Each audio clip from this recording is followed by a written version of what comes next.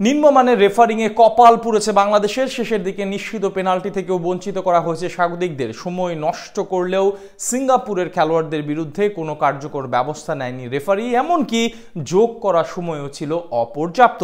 এই হারে সি গ্রুপের পয়েন্ট টেবিলের তলানিতে নেমে গেল কাবরেরার দল। তবে এখনও স্বপ্ন টিকে আছে এশিয়া কাপ খেলার।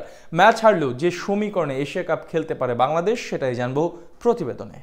তখনও 2-1 গোলে পিছিয়ে বাংলাদেশ। টানটান স্নাউ ভরপুর ম্যাচে লেফট উইং থেকে বল নিয়ে কাট করে ভিতরে ঢুকলেন ফয়সাল আহমেদ ফাহিম, কিন্তু সিঙ্গাপুরের ডিফেন্ডার ডিবক্সের মাঝে বল ছাড়াই সরাসরি ট্যাকেল করলেন বাংলাদেশ উইঙ্গারকে। নিশ্চিতই পেনাল্টি ছিল যেটি, আর সেটা পেনাল্টি হলে ম্যাচের ফলাফলটা উল্টোই হতে পারত, কিন্তু রেফারি সেটাকে পেনাল্টি কল না করে এড়িয়ে গেলেন। অদ্ভুত সিদ্ধান্ত রেফারি মহাশয়, আপনার চোখে আঙ্গুল দিয়ে স্পষ্টভাবে হলফ করে বলা যায় সেটি পেনাল্টি ছিল, কেননা ডিবক্সের মাঝে সরাসরি পায়ে ট্যাকেল করলে ফিফার রুলস বলছে রেফারি নিশ্চিতভাবে সেটা পেনাল্টি কল করবেন, অথচ রেফারি বাংলাদেশের পেনাল্টির আবদার কর্ণপাতি করলেন না। ম্যাচে বাংলাদেশের বিপক্ষে রেফারি এমন বাজে সব সিদ্ধান্ত একবারই নেননি, বরং বারংবার স্বাগতিকদের বিপক্ষে বাজে কল করেছেন। বিশেষ করে শেষ 15 মিনিটে শুধু সময় নষ্টের খেলায় মেতেছিল সিঙ্গাপুর।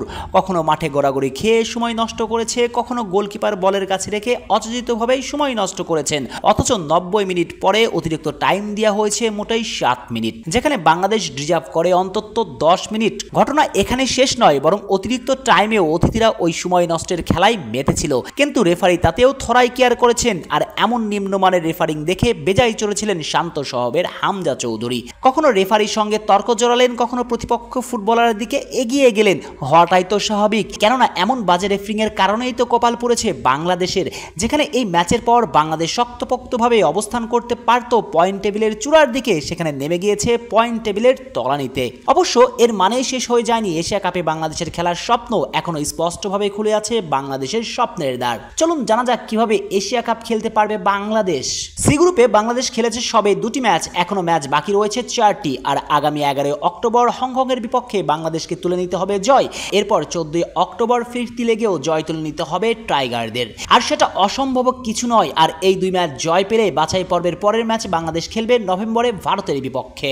শিলংয়ে ভারতের বিপক্ষে ড্র করেছিল বাংলাদেশ, সে ম্যাচে দুর্দান্ত ফুটবল খেলেও শুধু ফিনিশিং ব্যর্থতায় ডুবেছে বাংলার তরি। তাই ভারতকে হারানো খুবই সহজ কাজ ঘরের মাঠে, অর্থাৎ বাংলাদেশ আগামী 3 ম্যাচের 3টিতেই তুলে নিতে হবে জয়। আর বাছাই পর্বের শেষ ম্যাচ বাংলাদেশ খেলবে সিঙ্গাপুরের মাটিতে সিঙ্গাপুরের বিপক্ষে। আর সে ম্যাচে ড্র করে আসতে পারলে বাংলাদেশের পয়েন্ট দাঁড়াবে 11তে, তখন সম্ভাবনা উজ্জ্বল থাকবে লাল সবুজের প্রতিনিধিদের। সব মিলিয়ে বলা যায় এখনো শেষ হয়ে যায়নি স্বপ্ন, বরং আজকে যে ফুটবলটা খেলেছে টিম টাইগার্স, হারার আগে হার না মানার যে মানসিকতা দেখিয়েছে, এটা ধরে রাখতে পারলে অনেক দূরে যাবে লাল সবুজের প্রতিনিধিরা।